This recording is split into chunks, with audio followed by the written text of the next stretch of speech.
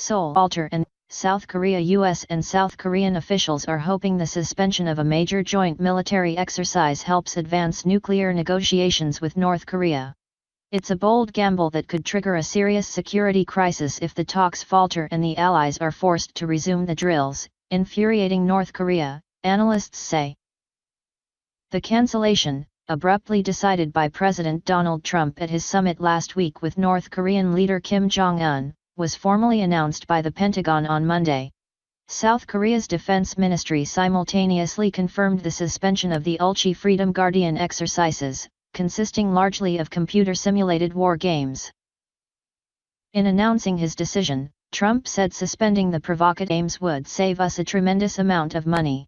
The decision, which apparently came without consultations with South Korea or the Pentagon, surprised many in South Korea and the United States who believe the training is a central pillar of their country's 7-decade military alliance dating to the 1950-53 Korean War. South Korean military commentator Lee Il-woo described the halt as temporarily pulling off the wheels of the alliance. Other experts agree that the suspension will weaken, at least temporarily, the Allies' defense posture against North Korea and open gaps in their combined deterrence. Seoul and Washington describe the move as a temporary measure to prolong ongoing détente on the Korean peninsula and increase the chances of successful nuclear diplomacy with North Korea.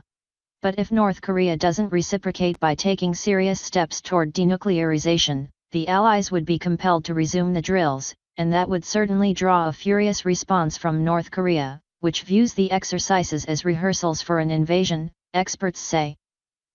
Suspending drills once is dangerous because it causes a hole in our national security. But resuming suspended drills would cause a bigger security crisis because more extreme resistance from North Korea would come, Lee said.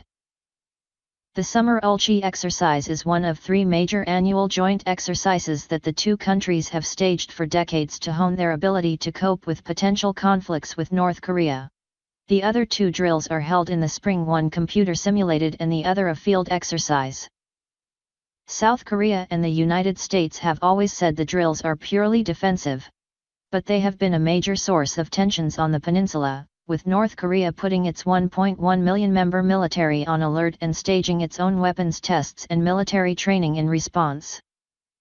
Experts say South Korea and the United States need to hold regular drills to prepare their commanders, who change periodically, to work together smoothly in crisis situations and respond to North Korea's evolving military threats and other factors such as changes in the deployment of U.S. strategic assets.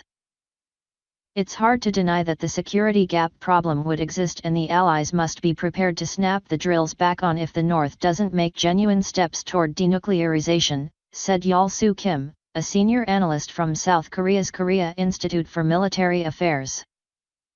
To justify the suspension of the drills, the United States will need to coax North Korea to reciprocate with significant steps that push the nuclear disarmament process firmly forward, Yeol-soo Kim said.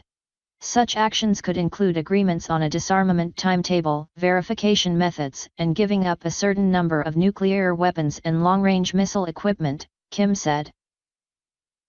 The drill's suspension is likely the only concession that Trump could provide to Kim at a time when the North Korean leader has remained vague about his pledge to work toward the complete denuclearization of the Korean peninsula. Other rewards that North Korea wants are an easing of international sanctions, establishment of diplomatic ties with the United States, and a reduction of U.S. troops in South Korea. Those are bigger concessions that are unlikely to be granted by the U.S. without concrete steps by North Korea toward denuclearization. Trump has not many negotiating cards now, said Yang Uk of the Korea Defense and Security Forum. The drill's suspension would have been unthinkable last year, when North Korea sharply raised animosity with a torrid run of nuclear and long-range missile tests that put the country closer to acquiring a nuclear arsenal capable of targeting the U.S. mainland. Still, the U.S. initiated decision to shelve the drills isn't likely to dramatically change the psyche of South Koreans who have spent their entire lives facing North Korean threats and living through wild swings in inter-Korean relations. Even last year, few South Koreans publicly displayed security jitters, and civil defense drills were generally lax. That contrasted with 20 to 30 years ago, when South Koreans rushed to stores to stock up on instant noodles and other provisions when North Korea threatened to turn Seoul into a sea of fire and ratcheted up tensions.